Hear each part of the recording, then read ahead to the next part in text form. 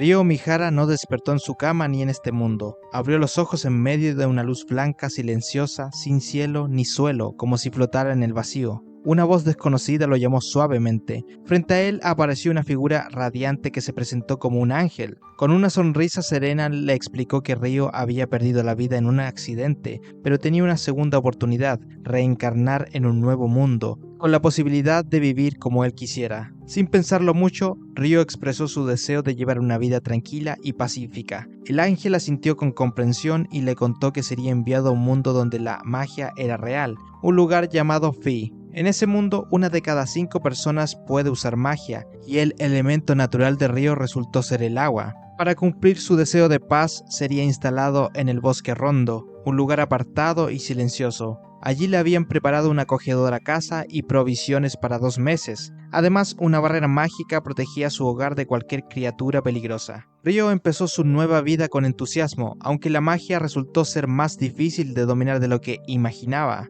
Intentó encender una fogata con ramas y algo de hechicería sin mucho éxito. Sin embargo, recordó el consejo del ángel: visualizar la magia, ser paciente y practicar. Poco a poco, con esfuerzo logró hacer aparecer hielo del aire. Sus ataques no eran muy poderosos aún, pero estaba avanzando. Con el paso de los días, Ryo decidió salir más allá de la barrera en busca de hierbas y alimentos. Fue entonces cuando se topó con su primer desafío. Una criatura salvaje lo encontró primero. Aunque intentó defenderse con magia, no pudo reaccionar a tiempo. En un momento crítico, se le ocurrió congelar el suelo, haciendo que la bestia resbalara. Aprovechó ese instante para crear estacas de hielo que lo ayudaron a vencerla. Finalmente había conseguido comida. Al día siguiente, Ryo volvió a internarse en el bosque. Esta vez se sentía más seguro de sí mismo y listo para cualquier amenaza. No pasó mucho tiempo antes de que volviera a enfrentarse a un halcón, poniéndolo en aprietos. Pero Ryo ya no era el mismo. Cuando el ave se lanzó contra él, reaccionó al instante creando una barrera de hielo.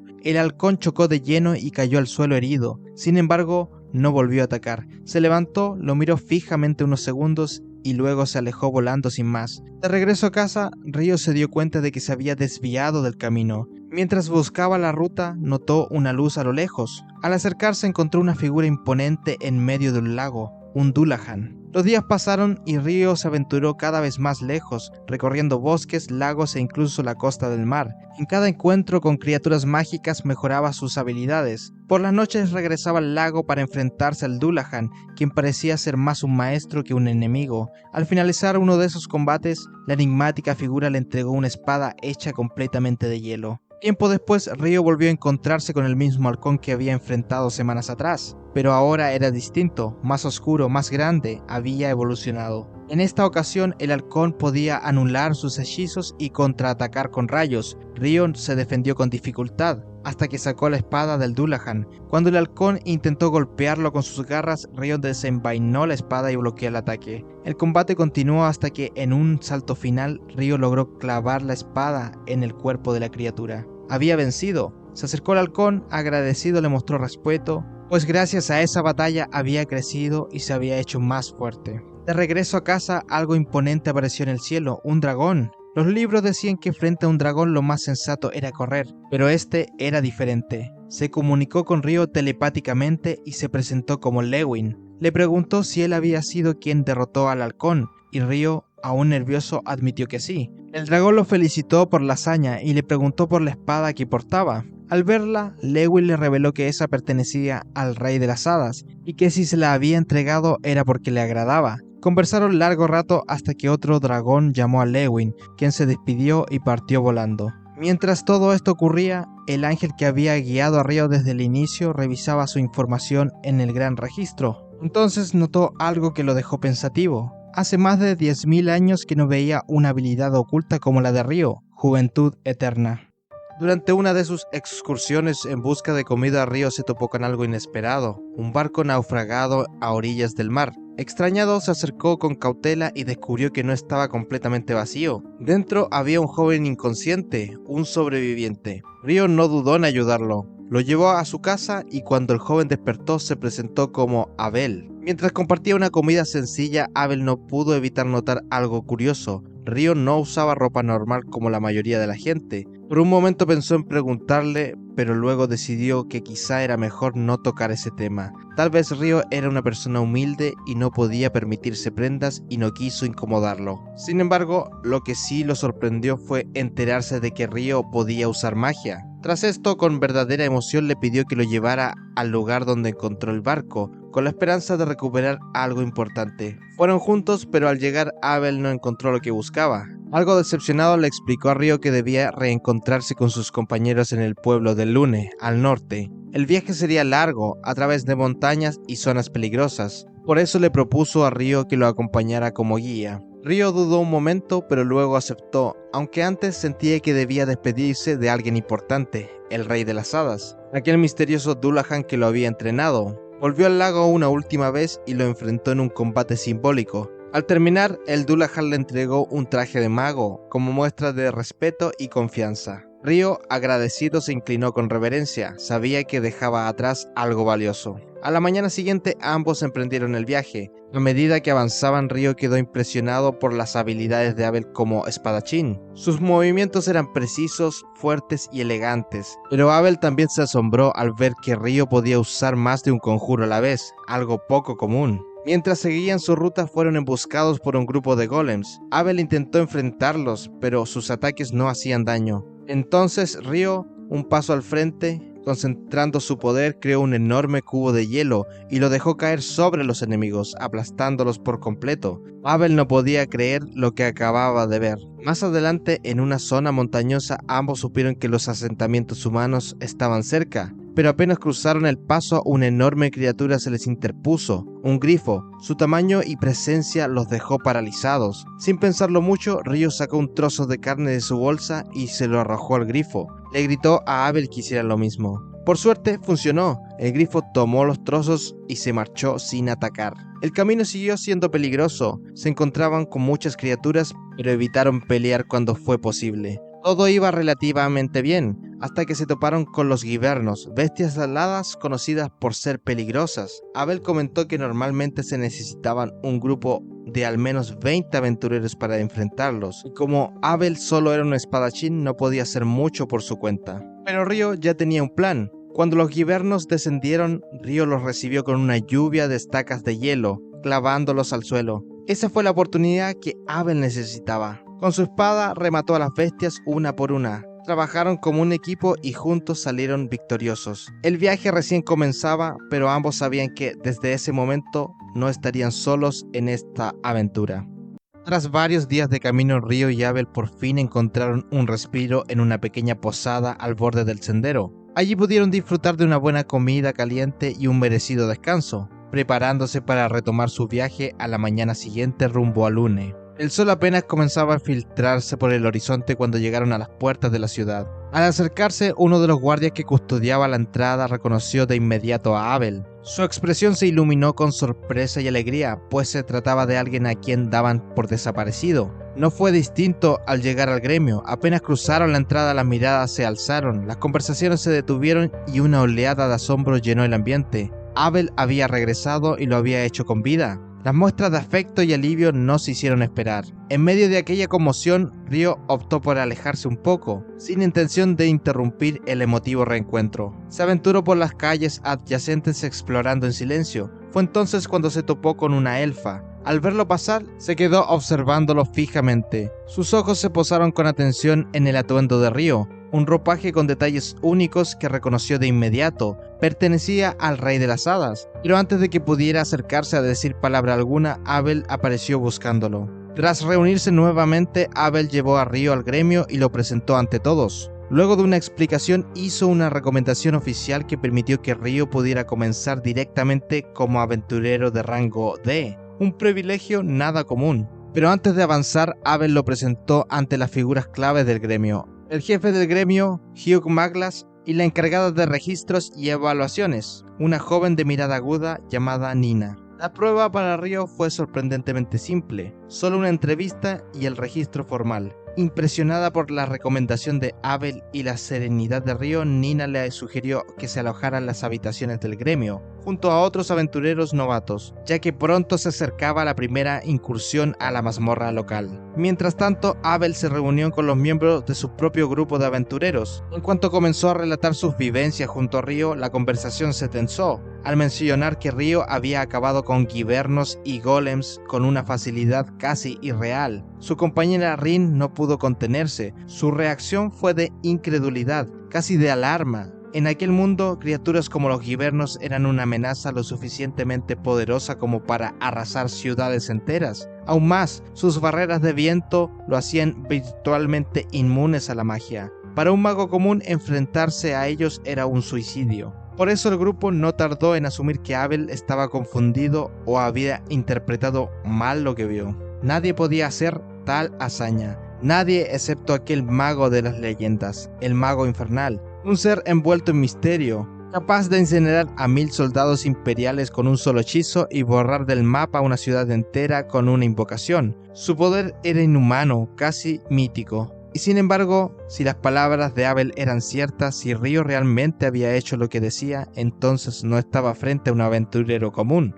Estaba ante un mago excepcional, uno cuyo poder podría reescribir las reglas del mundo. Río había seguido el consejo de Nina. Ingresó a las clases de introducción a las mazmorras, un curso obligatorio para quienes deseaban convertirse en aventureros dentro de la ciudad. Allí se le presentó un conocimiento antiguo, casi ritual. El núcleo mismo de la urbe estaba edificado sobre una mazmorra activa, una grieta viviente desde donde fluía el caos. Para contenerlo se había erigido un inmenso muro que abrazaba la entrada del abismo. Su propósito no era estético. Cada año la presión de lo que allí dormía crecía hasta liberar una oleada de bestias en un fenómeno llamado la Gran Marea. Aquella muralla era protección, era un ruego desesperado por sobrevivir. Tras la teoría, los aprendices fueron guiados al primer piso de la mazmorra. En apariencia inofensiva, ese nivel servía como iniciación para los nuevos. Sin embargo, Río y su compañero Amon encontraron allí lo que no esperaban. Una hormiga soldado. No era una amenaza temible, pero su presencia en aquel sector resultaba anómala.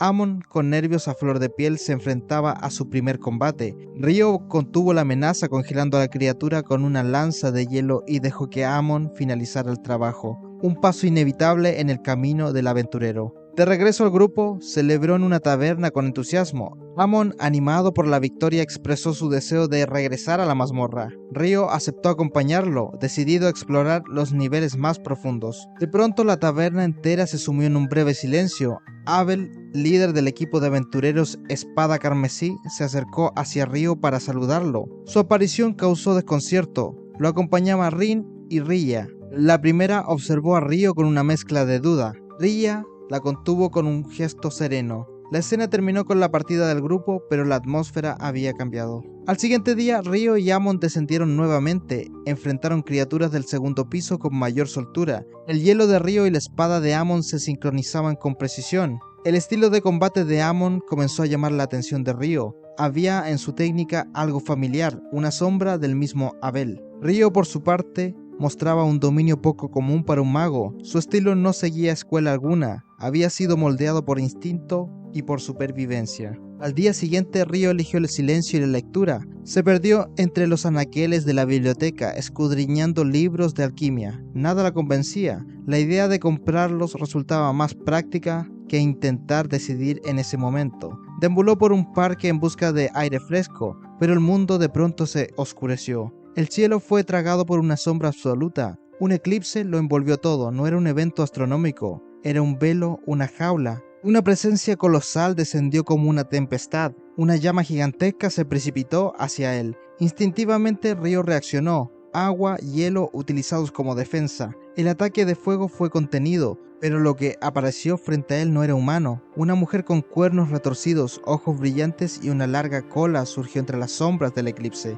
Un demonio. Su aura era tan abrumadora como aquel grifo que una vez se enfrentaron, pero el espacio en el que estaban no obedecía a las reglas normales. No había escapatoria. La demonio alzó su poder. Una bola de fuego incandescente se formó en el aire. Río respondió con una muralla tras otra de hielo. La presión mágica se elevaba como una ola brutal. Luego la mujer lanzó un proyectil de aire comprimido que destrozó sus defensas. El impacto lo alcanzó en el hombro, pero el traje que le había sido otorgado por el rey de las hadas absorbió el golpe. Ese detalle no pasó desapercibido. La demonio reconoció la prenda, ya no lo consideraba un oponente ordinario. Entonces desenvainó su espada. El combate cuerpo a cuerpo fue fulminante. Estacas de hielo surcaron el aire, la demonio los esquivaba utilizando magia de viento, desplazándose como una ráfaga viva. Cada vez que intentaba canalizar fuego, Ryo la interrumpía con ataques precisos, frenando su conjuro antes de que pudiera completarlo. La demonio respondió con muros de tierra. Ryo los atravesó desde el cielo utilizando chorros de agua a presión, logrando herirla levemente. Ella rugió y lo lanzó por los aires con una embestida brutal. Su cuerpo impactó contra edificios ilusorios dentro de la dimensión eclipsada. Desde las alturas, la demonio preparó una nueva bola de fuego, pero una lluvia inesperada comenzó a caer. Las gotas, al tocar su piel, estallaban con vapor ardiente. Ryo había manipulado el agua a su favor. La demonio se protegió con un escudo de piedra y emergió más furiosa que nunca. Caminó hacia Ryo con decisión, pero el eclipse comenzaba a disiparse. Su tiempo en esa dimensión artificial se agotaba. Antes de que el velo se rompiera, se detuvo. Reconocía en Ryo un desafío real, no dejó amenazas, solo una promesa. Entonces desapareció. Ryo quedó solo en ese mundo que comenzaba a romperse. Cada músculo de su cuerpo dolía, sin embargo no se detuvo. Fue directo a retirar dinero acumulado por las piedras mágicas recolectadas durante la expedición con Abel. Descubrió que poseía una suma considerable. Era libre, al menos económicamente. Mientras caminaba por las calles divisó una escena perturbadora. Nils, Eto y Amon estaban siendo acosados por un grupo de aventureros. Sin dudarlo, intervino. El combate fue breve. Aunque eran varios, los agresores no eran más que aprendices. Ryo, con su experiencia y magia, los sometió sin dificultad. Eto, el sacerdote del grupo, sanó las heridas de los presentes. Luego decidieron relajarse en los saunas del gremio, permitiéndose un respiro después de tantos sobresaltos. Pero bajo el vapor y la calma algo latía con intensidad, el nombre que aquella demonio había pronunciado, Leonora, y la certeza de que volvería.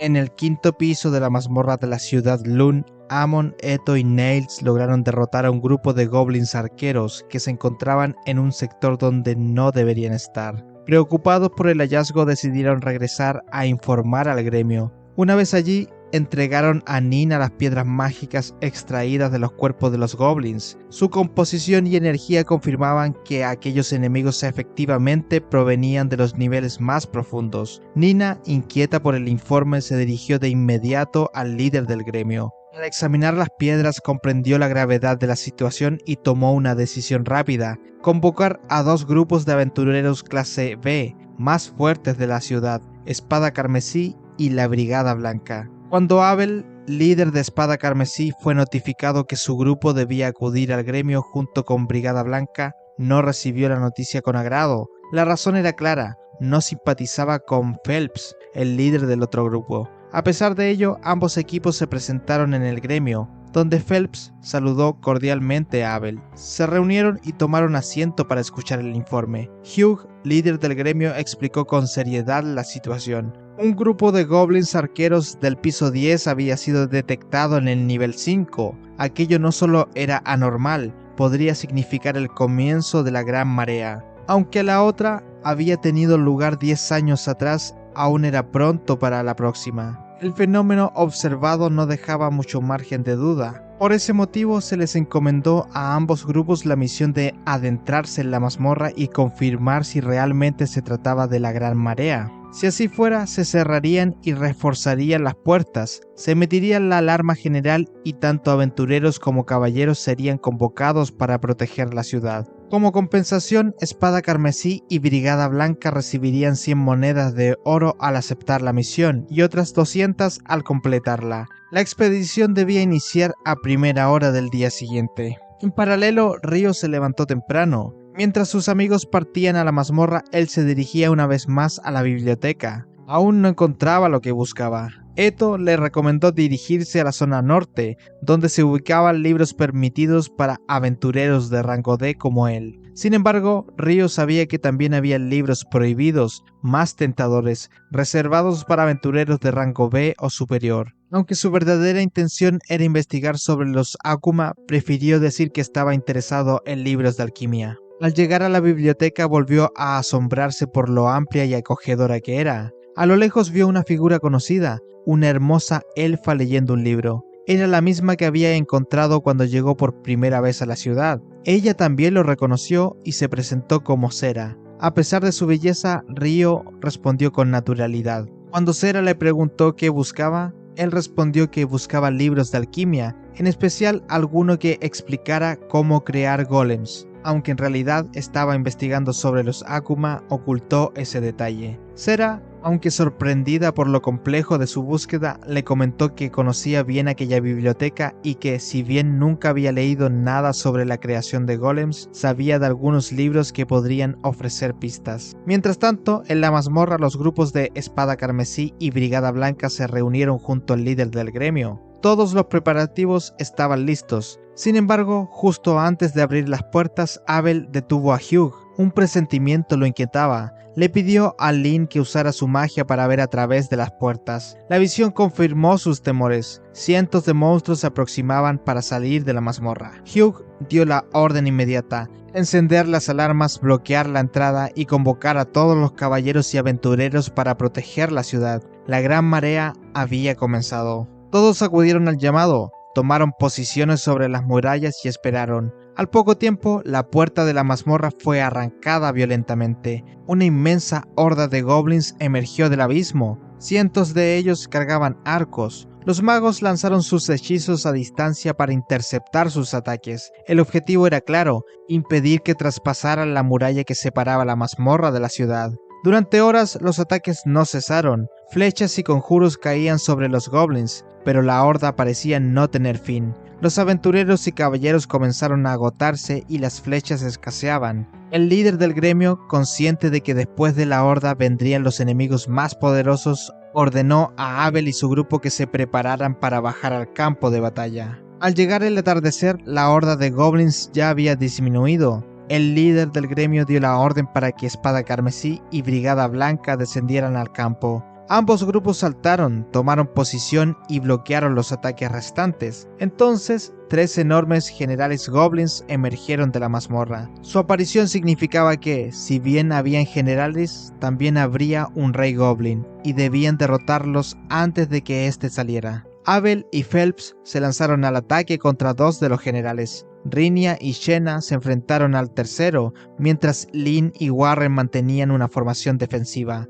Rápidamente lograron acabar con 2 de los generales, pero antes de derrotar al tercero, un ataque brutal emergió de la mazmorra. Abel y Phelps lograron esquivarlo, pero el último goblin recibió todo el impacto, siendo partido por la mitad. De las profundidades apareció la criatura responsable del ataque, un imponente rey goblin. Abel y Phelps lo enfrentaron de inmediato, pero sus armas no lograban penetrar la gruesa armadura del monstruo. El resto del grupo solo podía observar. Solo ellos 2 poseían armas mágicas capaces de dañarlo. La pelea fue intensa. A pesar de los constantes ataques, el rey goblin no caía. Cuando se preparaba para lanzar un poderoso ataque, Abel se interpuso y usó una técnica especial que logró atravesar la armadura, hiriendo al enemigo en el pecho. Sin embargo, eso no fue suficiente. El monstruo seguía en pie. Entonces, Abel dio la señal. Desde la retaguardia, Lynn, protegida por Warren, había estado conjurando un hechizo de gran poder que requería tiempo. Finalmente logró completarlo. El conjuro golpeó con fuerza al rey goblin, derribándolo y acabando con su vida. La batalla había terminado. La ciudad de Lune había sido protegida.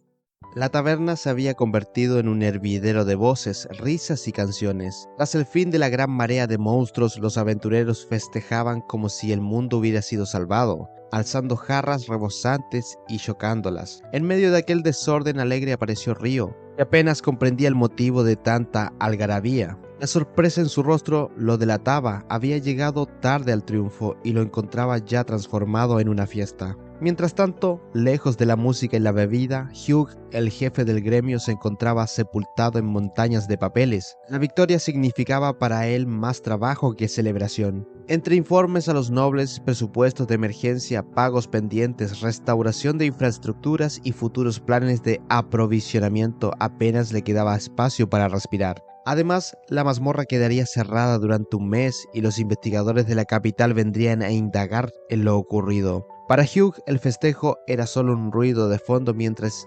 intentaba mantener en pie la maquinaria del gremio. En la taberna, Ryo se enteraba al fin de lo sucedido. La gran marea había concluido y aquella era la causa del júbilo. Los relatos volaban de mesa en mesa. Se hablaba de la hazaña de Abel contra el Rey Goblin, de cómo Lin había lanzado un poderoso conjuro de viento conocido como Bullet Rain, y de la increíble destreza de Abel al esquivarlo con una técnica llamada Sombra Perfecta, capaz de evadir cualquier ataque a distancia. Todos celebraban su liderazgo mientras Abel, con la serenidad que lo caracteriza, reconocía el esfuerzo de su grupo. Ryo escuchaba curioso, especialmente intrigado por aquella técnica cuyo nombre le sonaba tan gracioso. El grupo de Abel no tardó en llegar para buscarlo. Lin, la más directa, quiso saber más sobre Ryo. Había escuchado rumores de que era capaz de invocar murallas de hielo suspendidas en el aire, y cuando el propio Ryo confirmó que era cierto, la sorpresa de la maga fue inmediata. A diferencia de la mayoría de los magos, él hablaba de los conjuros como algo personal,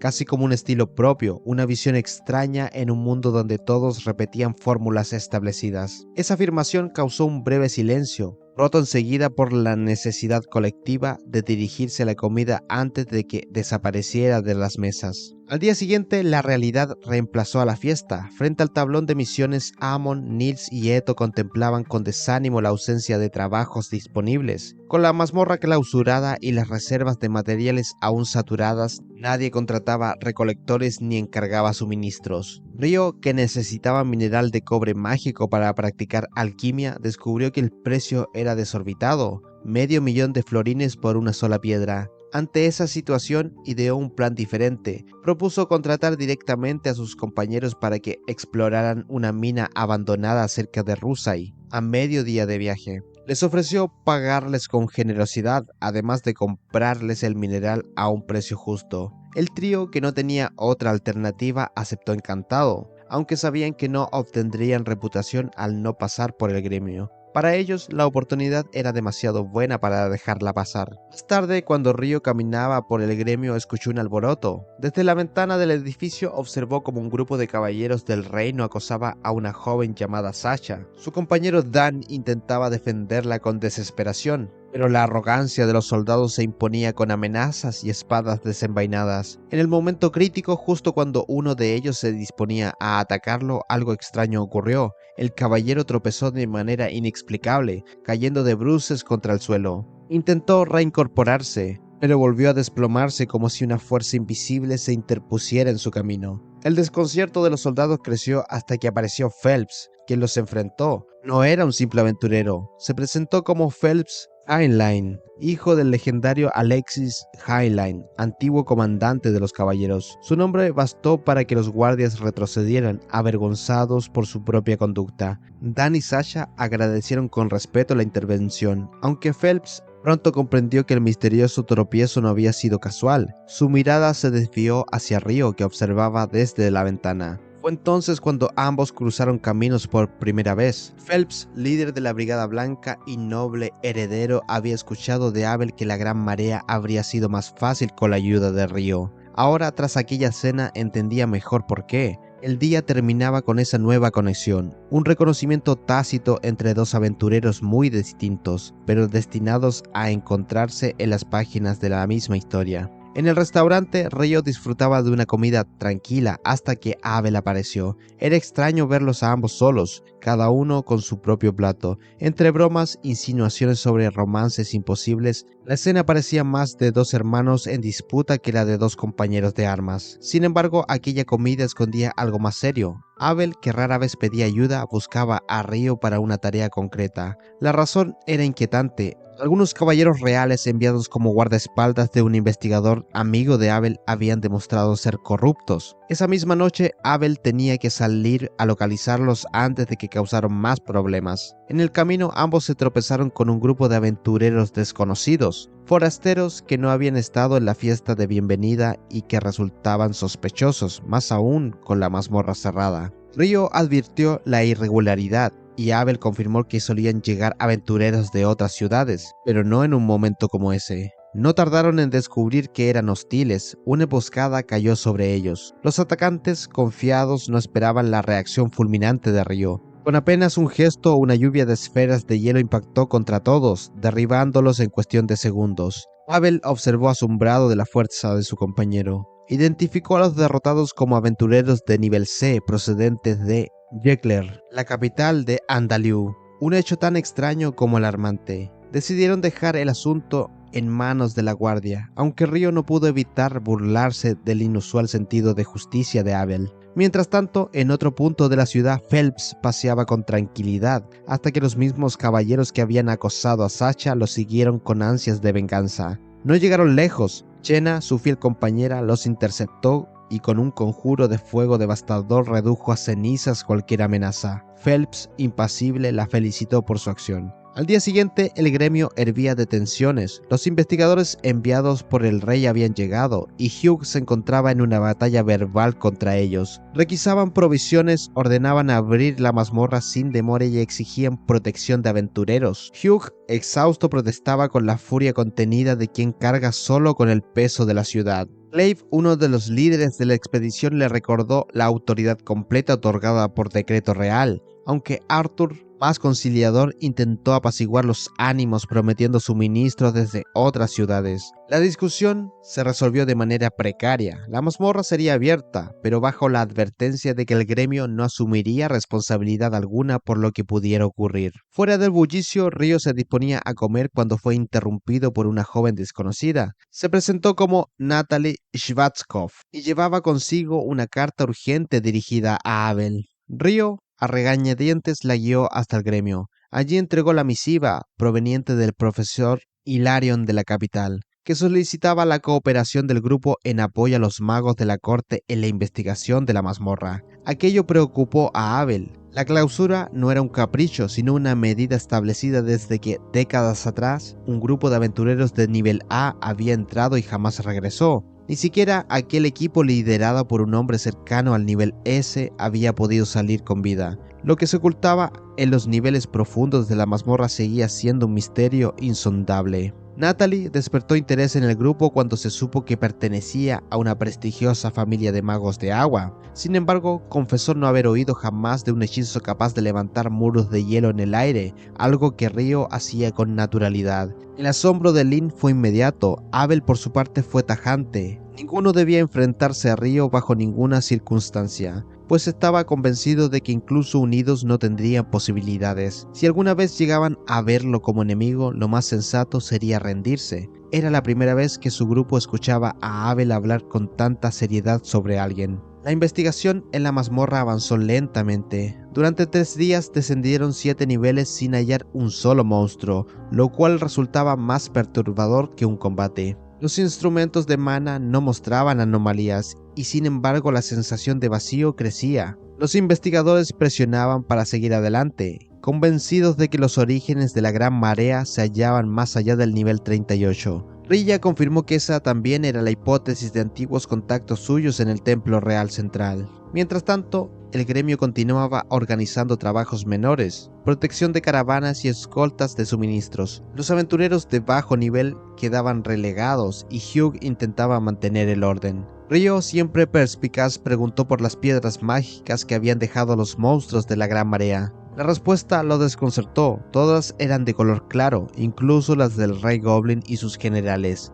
Aquello no tenía sentido y le dejó una inquietud clavada en la mente. La tensión alcanzó su punto máximo cuando, en el corazón de la mazmorra, los investigadores encontraron un descubrimiento inesperado. Ante ellos sería un portal extraño, una superficie oscura que parecía conectar con otro lugar desconocido. Los estudiosos lo bautizaron simplemente como el portal. Prepararon instrumentos y comenzaron a medir su densidad de mana. El ambiente era de expectación contenida. Entonces todo ocurrió en un instante. Al tocar el portal, todos los que estaban cerca, incluso el grupo de Abel, desaparecieron sin dejar rastro. Natalie, que había quedado apartada, observó horrorizada cómo las lecturas se desvanecían en los instrumentos. Solo quedaba el vacío. El misterio de la Gran Marea acababa de profundizarse. Lo que aguardaba al otro lado del portal era desconocido y la desesperación de Abel y los demás marcaba el inicio de un peligro aún mayor.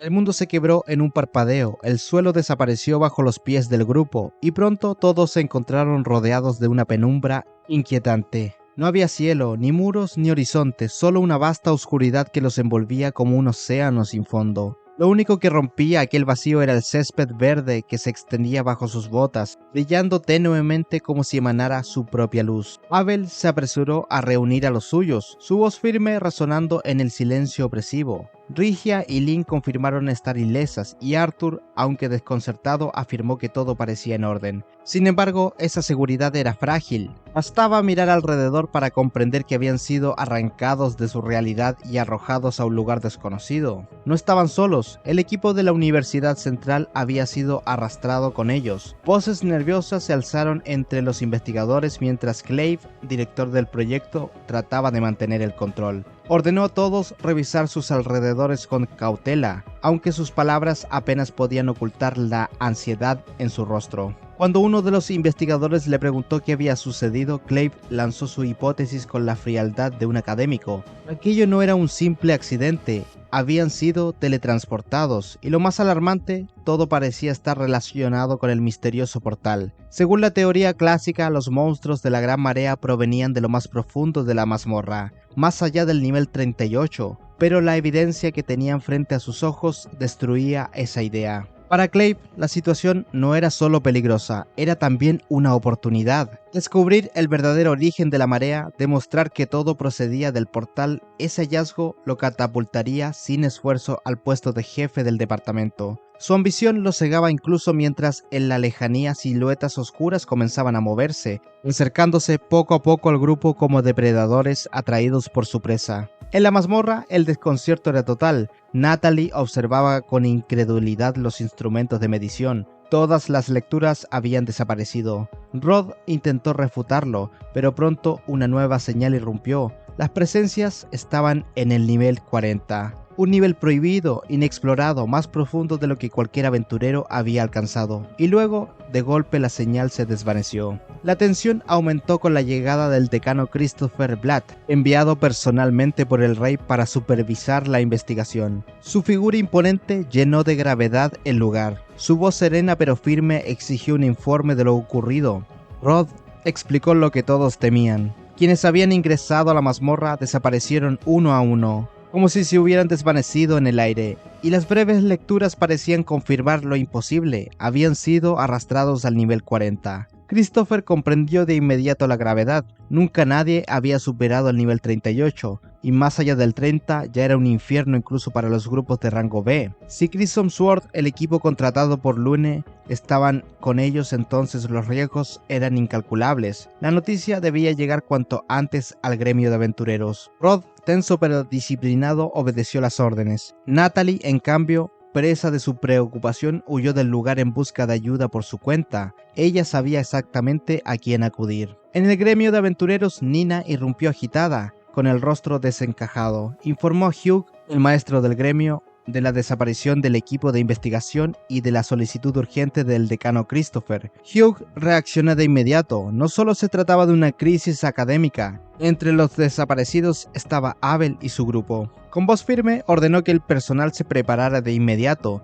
Nadie debía entrar en pánico ni esparcir rumores. Los aventureros serían informados únicamente cuando él lo considerara necesario. Sabía que si la verdad salía a la luz antes de tiempo, el caos reinaría en toda la ciudad. Mientras tanto, lejos de ese tumulto, la biblioteca permanecía en calma. Entre montañas de libros polvorientos, Río seguía con su investigación, frustrado por el desorden de los archivos. Su mente vagaba entre los registros olvidados y el recuerdo de Cera, hasta que, para su sorpresa, la joven elfa apareció frente a él. El reencuentro fue casual pero providencial. Río confesó su deseo de comparar registros de eclipses con los fenómenos de la Gran Marea, y Cera, conocedora de la biblioteca, le ofreció su ayuda. Juntos empezaron a hilar datos y recuerdos, eclipses que siempre precedían a la Gran Marea, aunque nunca habían sido totalmente como el último. Piedras mágicas de tonos pálidos, cuando lo lógico eran que fueran intensas si los monstruos llevaban siglos existiendo. Jerarquías de goblins aparecidas de la nada, como si hubieran sido creados artificialmente.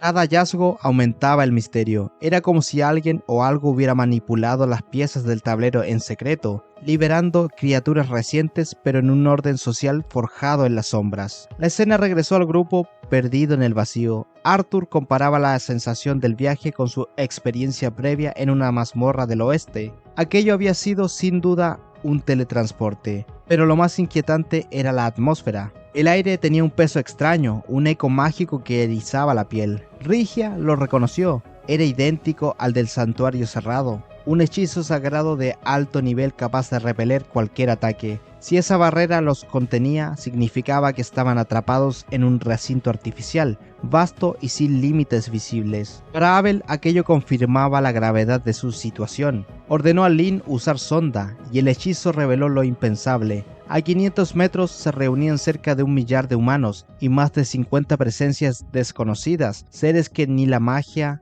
podía identificar. El desconcierto se transformó en urgencia. Clave y su equipo también debían de haber sido arrastrados a ese lugar. Abel tomó una decisión rápida. Debían dirigirse hacia ese millar de presencias y reunir a todos antes de que la oscuridad los devorara. En el campamento de los investigadores la tensión era palpable. Hugh había llegado al lugar y lo primero que recibió fue la confirmación de lo imposible. La señal de los desaparecidos había sido detectada en el nivel 40, aunque solo por un instante. La noticia heló la sangre de todos. Nadie en la historia había alcanzado esa profundidad. Ni siquiera los aventureros más poderosos de la ciudad podían llegar hasta allí, y no existía forma alguna de enviar ayuda. La desesperanza se extendía como una sombra. Christopher, con la gravedad de quien conoce sus límites, admitió que él y sus subordinados no podían intervenir en esas circunstancias. Hugh, aunque frustrado, lo comprendió. Ninguno podía hacer nada más que aceptar la impotencia del momento y esperar que aquellos que habían descendido siguieran con vida.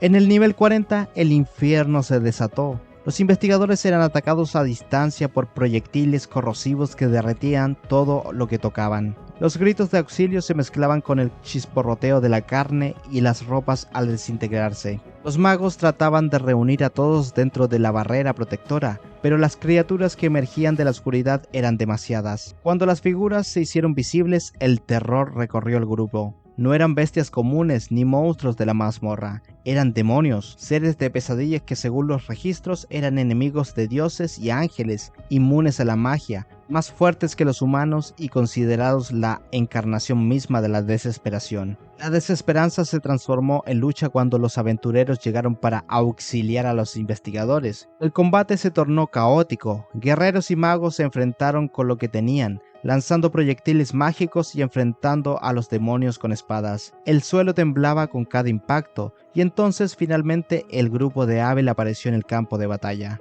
La visión era aterradora. Los demonios superaban en número a los humanos y dominaban tanto la distancia como el cuerpo a cuerpo. Sin embargo, la unión de 3 grupos de combate permitió derribar a varios de ellos. Para sorpresa de todos, los ataques mágicos lograban abrir brechas en sus defensas, confirmando que la inmunidad de los demonios era más un mito que certeza. Aún así, las oleadas no cesaban. Cada victoria era efímera y la amenaza crecía a medida que el mana de los magos se agotaba. Arthur organizó sucesivas oleadas de ataque, pero la cuarta fue la última posible. El poder mágico se consumía rápidamente y el cansancio desgastaba tanto cuerpos como voluntades. Abel comprendió que el único camino era lanzarse al cuerpo a cuerpo. Junto a Warren avanzó en primera línea. El escudo del guerrero resistía los rayos de los demonios que lanzaban desde sus bocas, mientras que los demás lo seguían de cerca. Cuando llegaron hasta ellos, Warren apartó a varios con la fuerza de su escudo, y Abel se abrió paso con su espada, acompañado por la magia de Rigia y Lynn. La escena era brutal. El acero chocaba contra garras, el aire se llenaba de rayos y explosiones, y los rugidos de demonios dominaban el campo de batalla. El equipo mostraba la reputación que los precedía, pero la batalla cobraba su precio. Lynn cayó exhausta tras consumir demasiado mana, y Rigia se quedó sin recursos. Warren, aunque resistía, comenzaba a flaquear bajo el incesante asedio. Fue entonces cuando Rigia advirtió un detalle aterrador. Entre los demonios se erguía uno distinto, de ojos que brillaban con un fulgor anormal. Se trataba de un príncipe demonio, un ser inmaduro destinado a convertirse en señor oscuro. Solo podían existir 4 en el mundo al mismo tiempo, y de ellos surgiría aquel que heredaría todo el poder de las tinieblas. Ningún héroe en la historia había logrado derrotar uno. Abel comprendió lo que enfrentaban. Si lograban acabar con los demonios que rodeaban al príncipe, existía la posibilidad de romper la barrera que los contenía. Con esa idea en mente, se lanzó a combatir con furia, pero el príncipe respondió con un ataque de energía devastador que derribó a todo el grupo, incluso a Warren con su escudo en alto. Frente a Abel, la figura del príncipe se alzó, erguida e imponente, mientras la oscuridad lo rodeaba como un manto. El enfrentamiento entre ambos fue inevitable. Abel trató de resistir, pero la velocidad y la fuerza de su enemigo eran sobrehumanas. Apenas pudo ejecutar su técnica giro nulo antes de ser derribado con facilidad. El golpe lo dejó en el suelo, aturdido, mientras el príncipe levantaba su espada para asestar el último golpe. Rigia gritó desesperada, incapaz de impedir lo que parecía ser el fin de su compañero, y entonces el tiempo pareció detenerse. Desde lo alto, una figura descendió con calma, como si el mismo destino hubiera intervenido. Era Ryo. Su llegada sorprendió a todos. Mientras el caos reinaba, él aterrizó con serenidad, como si nada pudiera tocarlo. El joven conjuró lanzas de hielo que interceptaron los ataques enemigos. Luego, con un solo movimiento, partió en 2 a demonios que custodiaban al príncipe. La visión dejó estupefactos a los sobrevivientes. Ryo caminó hacia adelante con una tranquilidad desafiante, ignorando la magnitud de la amenaza. El príncipe demonio lo esperaba. Ambos se miraron, el ambiente se tensó y la penumbra alrededor del campo de batalla se hizo aún más densa. Ryo se colocó frente a él, desenfundó su espada y adoptó una postura segura. El choque era inevitable. La última imagen grabada en las retinas de todos fue de aquel joven, plantado sin miedo frente al príncipe demonio, dispuesto a iniciar un duelo imposible. Natalie salió corriendo de la mazmorra con el aliento entrecortado, impulsada por la urgencia de encontrar a Ryo, tal como Abel le había ordenado antes de que todo se desmoronara. Cuando llegó a las habitaciones del gremio, descubrió con frustración que él no estaba allí. Solo halló a sus compañeros, quienes le señalaron que debía dirigirse a la biblioteca, en el ala norte. Sin detenerse un segundo, giró sobre sus talones y se lanzó en esa dirección. En el trayecto, el destino la puso frente a frente con quien buscaba. Ryo avanzaba con calma. Apenas logró transmitirle lo sucedido, Ryo comprendió con rapidez la gravedad de la situación y sin pedir más detalles se preparó para actuar. El mago decidió entrar en la mazmorra sin dudar. En la entrada los guardias intentaron detenerlo, pero él no se permitió perder tiempo. Con un solo gesto hizo surgir un muro de hielo que bloqueó el paso y se adentró en la oscuridad. Ryo no pensaba descender nivel por nivel. La señal que debía seguir provenía del piso 40 y sabía que el tiempo era su peor enemigo. Con un hechizo de agua comprimida abrió un agujero directo hacia las profundidades y se precipitó hacia abajo. El panorama al llegar fue desolador. Los aventureros estaban exhaustos, algunos heridos y otros derrumbados mientras Abel resistía. Frente a ellos una criatura dominaba la escena, el príncipe demonio. Ryo avanzó sin titubeos y en un instante midió a su oponente. El combate comenzó de inmediato. El demonio lanzó su ataque, pero su velocidad era patética ante los ojos de Ryo. Entonces, el mago consiguió decapitarlo y por un momento pareció que la batalla había terminado. Sin embargo, el horror se hizo presente cuando el ser tomó su propia cabeza del suelo y la volvió a encajar, como si la herida nunca hubiese existido. La situación exigía un poder mayor. Ryo comprendió que la resistencia de la criatura no era comparable a la de un ser humano,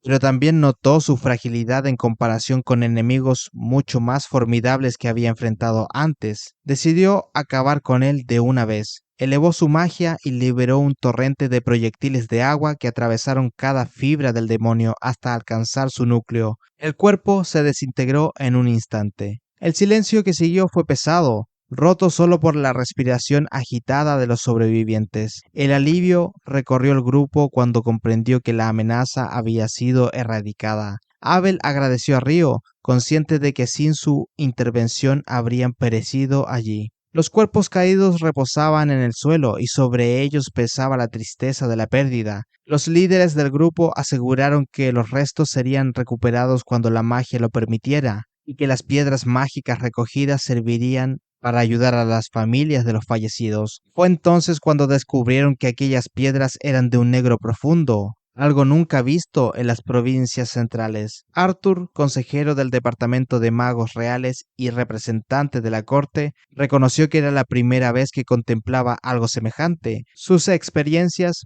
pasadas con demonios en otras regiones no lo habían preparado para esa revelación. La rareza de aquellas piedras reforzaba la teoría de que los demonios aparecían de forma repentina e impredecible, como si manipularan las fuerzas de espacio y tiempo. Ryo, pensativo, recordó que al descender desde el nivel 39 había sentido una extraña barrera, una presencia intangible que ahora había desaparecido con la derrota del príncipe demonio. La sospecha de que aquel fenómeno estuviera vinculado a la criatura se clavó en su mente. Mientras tanto, en otro punto del mundo, un altar humano ardía en sacrificios. La magia oscura se materializó en la figura de Leonor. Los aventureros que habían invocado el ritual se encontraron con una presencia que no esperaban. Creían haber llamado al Señor de los Demonios, pero en su lugar emergió una fuerza distinta. Leonor, divertida y a la vez hastiada, probó a los autoproclamados héroes en combate. El duelo fue breve y brutal.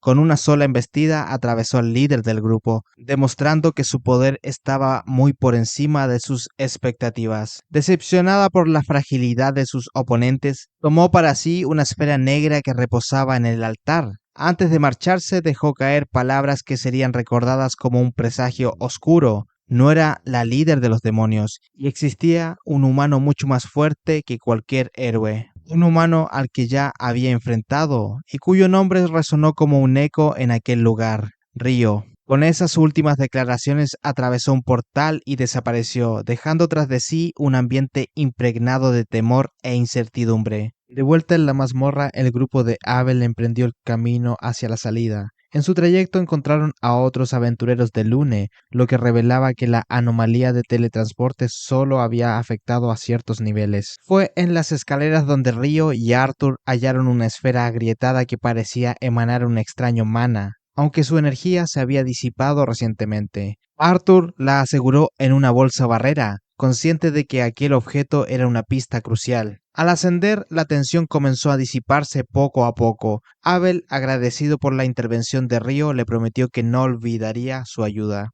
En la entrada de la mazmorra reinaba la ansiedad. Aventureros y compañeros aguardaban con el corazón encogido el regreso de quienes habían descendido. Cuando por fin vieron aparecer a Abel, Ryo y los demás, un aire de alivio recorrió el lugar. Hugh, líder del gremio, los recibió con una mezcla de orgullo y preocupación, ofreciendo comida y bebida para recuperar fuerzas, pidiéndoles que más tarde rindieran sus informes. Natalie corrió hacia ellos con lágrimas de alivio, agradecida de que todos hubiesen sobrevivido. Mientras el grupo se reunía y compartía breves palabras, Hugh observaba en silencio, pensando en lo cerca que habían estado del desastre. No dejaba de sentir gratitud por el regreso de Abel, aunque deseaba que aquel muchacho se limitara a aceptar trabajos más sencillos. Sin embargo, otra preocupación se cernía sobre él, la imprudencia de Ryo, quien había ignorado las órdenes de los guardias para adentrarse en la mazmorra. Aunque intentó reprenderlo,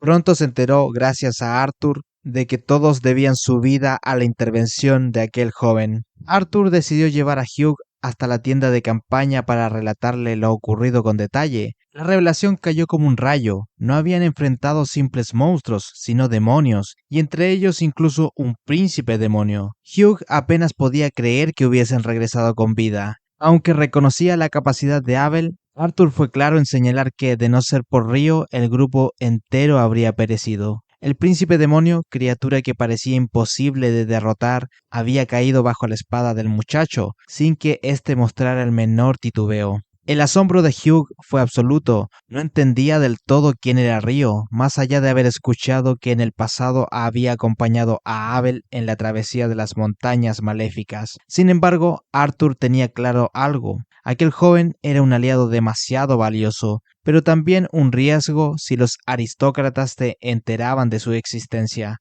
Decidió, por tanto, que no se registrarían oficialmente los hechos ocurridos, ni se mencionaría el nombre de Río en los informes. Era mejor mantenerlo en las sombras, fuera de la codicia y de los ojos de quienes podrían usarlo para sus propios fines. Hugh aceptó esa decisión. Al día siguiente, Río partió a toda prisa con sus amigos rumbo a la ciudad. Su energía parecía inagotable, lo que desesperaba a Nils, Eto y Amon, quienes luchaban por seguirle el ritmo. Para él, lo importante no era la velocidad, sino mantener el movimiento. Finalmente llegó solo, dejando a sus compañeros rezagados. Con calma comenzó a caminar por las calles, sintiendo aún la inquietud que le había dejado la brevedad de la batalla contra el príncipe demonio. El aroma inconfundible de especias lo guió hasta un local donde el curry humeaba en grandes ollas. Allí se encontró con Sera, la aventurera elfa, quien lo invitó a compartir la mesa. Entre platos ardientes de picante y risas relajadas, la tensión del día anterior se disipó un poco. Sera lo impresionó con su sencillez y su fuerza, confesando que trabajaba como instructora de esgrima para los caballeros del conde Lune. Más tarde, ella lo condujo hasta un campo de entrenamiento.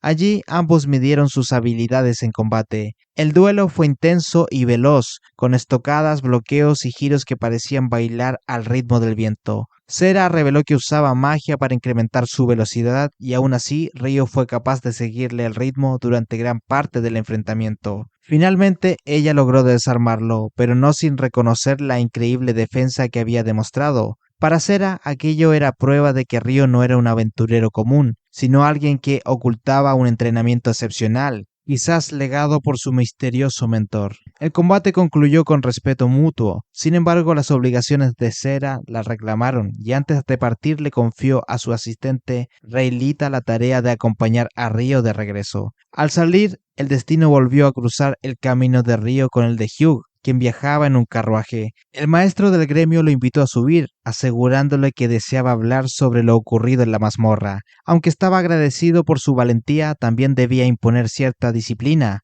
Río había desobedecido a los guardias y no podía dejar pasar aquellos sin una consecuencia. Sin embargo, el castigo resultó ser casi una oportunidad disfrazada. Hugh le impuso un encargo sencillo. Debía aceptar un trabajo fuera de la mazmorra, algo que hasta el momento había evitado. Se trataba de un viaje breve para tratar con unos mercaderes. El destino era la ciudad de Whitnach.